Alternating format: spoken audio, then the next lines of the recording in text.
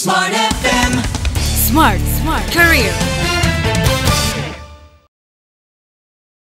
Hai Smart Listeners, di podcast Smart Career kali ini kita akan berbincang tentang negosiasi. Kayaknya negosiasi ini nggak specifically ada di satu pekerjaan aja, tapi kayaknya semua pekerjaan butuh negosiasi ya. Baik untuk Anda bersama dengan rekan Anda atau klien Anda. Dan pastinya ini menjadi skill yang utama supaya kita bisa sukses juga dalam berkarir. Dan hari ini Audrey akan berbincang tentang negosiasi bersama dengan founder Heidi Creative Talent and KOL Management, ada Nikita Rosalini. Hai Kak Nikita. Halo.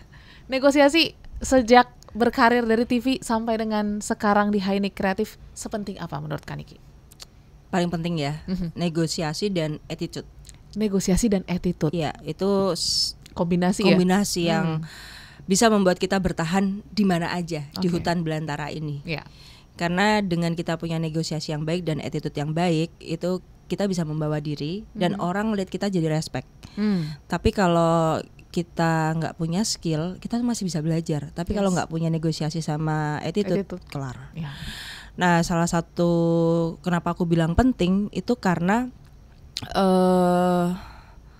cara kita jualan, cara kita terima brief, cara kita ngerevisi orang lain itu kan seputar yang ada di pekerjaan kita semua. Betul. Nah, itu sangat diperlukan teknisnya. Oke. Dan kalau kita ngomongin tentang negosiasi, kan tadi dibilang negosiasi dan attitude gitu ya.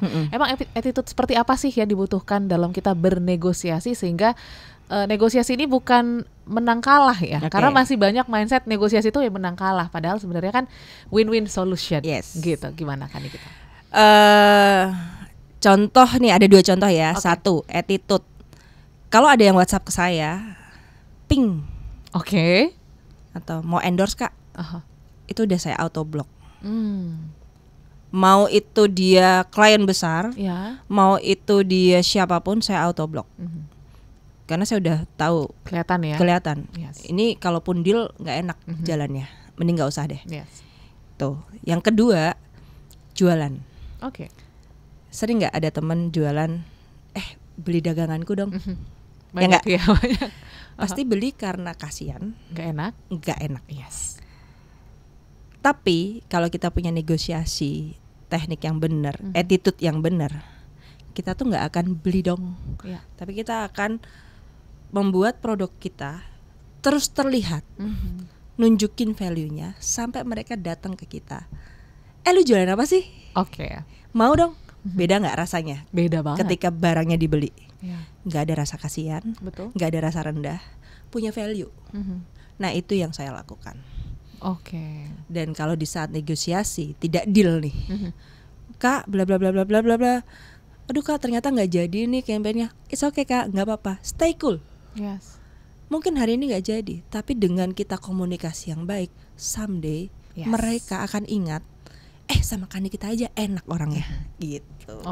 Nah itu handling penolakan ya, itu juga challenging karena kan apalagi kalau kita ketemu tatap muka nih ya. Terus kita udah ngarep banget ternyata nggak deal.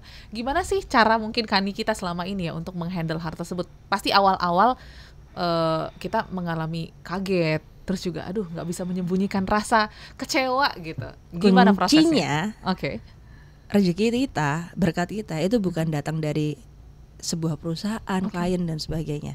Kalau kita udah punya mindset rezeki kita datangnya dari Tuhan, kita dipelihara oleh Tuhan, bukan dipelihara oleh manusia. Mau ditolak kayak apa, itu tidak akan mengganggu kita. Kita jalan aja do the best gitu loh. Tapi kalau kita merasa gue udah usaha, berarti kamu mengandalkan kekuatanmu tapi nggak mengandalkan kekuatan Tuhan. Kalau mengandalkan kekuatan Tuhan, ya pakai waktunya Tuhan dong. Dealnya kapan gitu.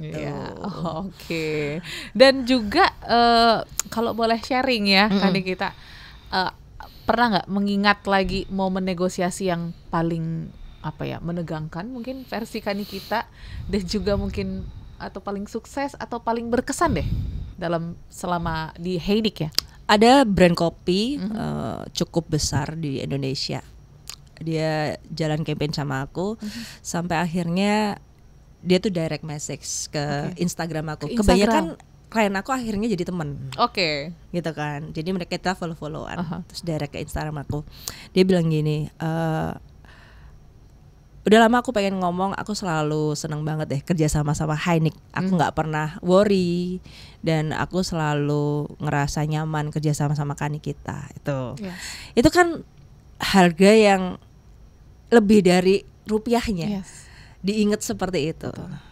Itu jadi energi yang besar banget lah untuk aku untuk jalan terus. Tapi kalau untuk yang buruknya pernah waktu itu revisinya nggak masuk akal, KOL dirugikan. Aku mau mengambil langkah, udah deh rugi aja nggak apa-apa. Jadi aku bilang sama kliennya, ini udah nggak make sense, saya batalin KOL biar saya yang bayar. Karena saya ini sedang menjaga KOL supaya tumbuh dengan baik. Kalau saya nggak bisa membatasi revisi nggak masuk akal ini, yang nggak sesuai dengan perjanjian, nama baik saya jelek di KOL nanti. Saya telan deh ruginya. Akhirnya mereka respect dong, ya kan? Duh, kok berani banget nih di cancel gitu kan? Habis itu, yaudah Kak, gini aja solusinya, gini nih. Oke. Gitu. Jadi kita harus tahu kapan kita harus bertaring, kapan kita harus merendahkan diri. Iya Kak, gini. Tapi kalau ini udah kelewatan, kita juga harus tegas. Gitu. Makanya saya kalau di grup KOL itu dar-dar banget. Ini harus dikejar-kejar nih posting. Tolong dicatat ya nama-nama orang-orang yang dikejar-kejar, yang harus dikejar-kejar posting. Habis ini jangan ikut campaign lagi. Saya setegas itu. Karena supaya seleksi alam. Yang tertinggal tuh benar-benar yang good dan mau dipercaya dari hal-hal kecil. Karena kalau kita udah dipercaya dari hal-hal kecil bisa, pasti nanti dikasih hal-hal yang besar. Gitu. Itu tadi menarik ya.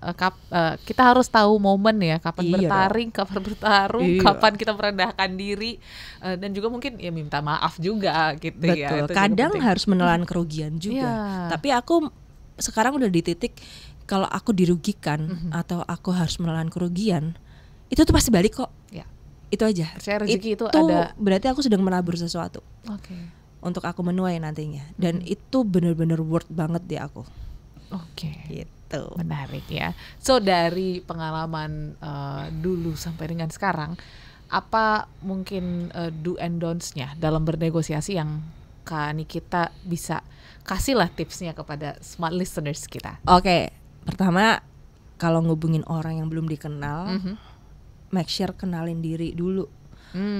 Halo, nama saya Nikita, saya dari Hainik Kreatif, saya sedang ada campaign. Kira-kira SOW-nya seperti ini. Kakak tertarik nggak sih? Gitu. Itu aja masih sering banyak orang bilang salah gitu loh. Kadang suka di screenshot, apaan lu budgetnya segini gini gitu kan. Ya udah nggak apa-apa. Yang penting kita udah mencoba untuk berkomunikasi yang baik. Itu kalau ke orang yang baru pertama kali dikenal. Tapi kalau orang yang udah cukup kenal ya, paling nggak halo, permisi gitu kan. Ingat aku nggak gitu kan. Jangan langsung lu bisa nggak nyediain ini. Buat gue itu so asik banget sih gitu loh. Apalagi jujur ya, entah ini bisa jadi salah sih. Ini karena aku manusia biasa, aku bisa salah juga. Ini bisa jadi salah. Aku tuh paling nggak suka langsung di direct telepon. Paling tidak suka. Tanpa menginformasikan terlebih dahulu ya. Pertama, nggak tahu aku sedang bisa mengangkat telepon atau enggak. Kedua, informasi yang ditelepon itu kadang habis itu aku lupa. Tapi kalau di WhatsApp aku bisa baca lagi. Dan ada buktinya. Lu minta apa sih gitu loh. Jadi kadang kalau sampai ada nomor nggak dikenal atau bahkan temenku sendiri pun telepon tanpa permisi, aku kadang cranky gitu loh. Gitu loh. Makanya aku sangat respect buat teman-teman yang Nik bisa ditelepon jam berapa? Jam segini ya gitu. Jadi aku juga nggak tahu apakah itu sakit mental atau apa ya. Tapi memang aku tuh ketika terima telepon tuh nggak tahu ada kegiatan yang lain, takutnya ke distract juga mungkin kan, gitu loh. Jadi aku tuh kadang kalau nerima telepon yang aduh apa sih nih kok berdiri gitu loh. Padahal WhatsApp aku ratusan, gitu kan. Tapi begitu ada telepon masuk tuh kayak apa apa sih ini? Gitu loh. Kalau bisa jangan langsung nelpon. Yes. Tanya dulu bisa ditelepon nggak? Gitu.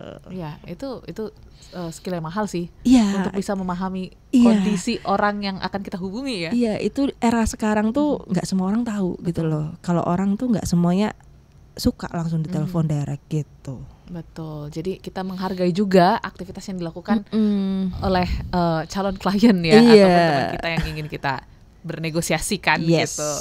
Nah, yang terakhir mungkin ya, Kani kita. Ini kan sekarang proses negosiasi ini udah semakin canggih ya.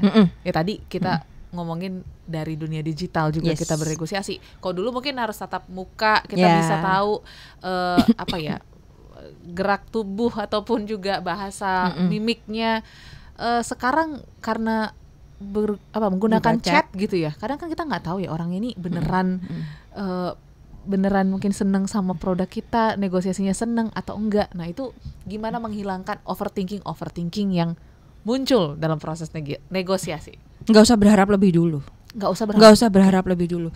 Do the best aja. Penawaran datang, kita kasih. Mereka follow up lagi, kita kasih. Gagal ya udah. Bisnis tuh seperti itu. Yeah. Kayak buka toko kelontong. Oke. Nanya dulu ya udah. Ada yang beli oke. Yang penting tokonya udah jadi. Yeah. Tapi nggak semua orang harus beli juga, gitu. Tanya-tanya juga boleh, gitu. Oke, itu mindset yang utama sih ya. Iya. Kayaknya. Karena banyak orang yang baru di chat mau nanyain aja kita udah baper, ini kira-kira berapa hitungannya. Nah, itu yang harus itu dihindari capek. Ya? Kita sendiri juga akan capek sekali kalau udah dapet yang seperti itu. Jadi kita harus let it go aja, do the best aja. Jangan mikir duit kita dari si klien itu, duit kita dari calon ini. Rezeki itu bisa dari mana aja loh. Iya. Jangan batasin Tuhan, gitu loh.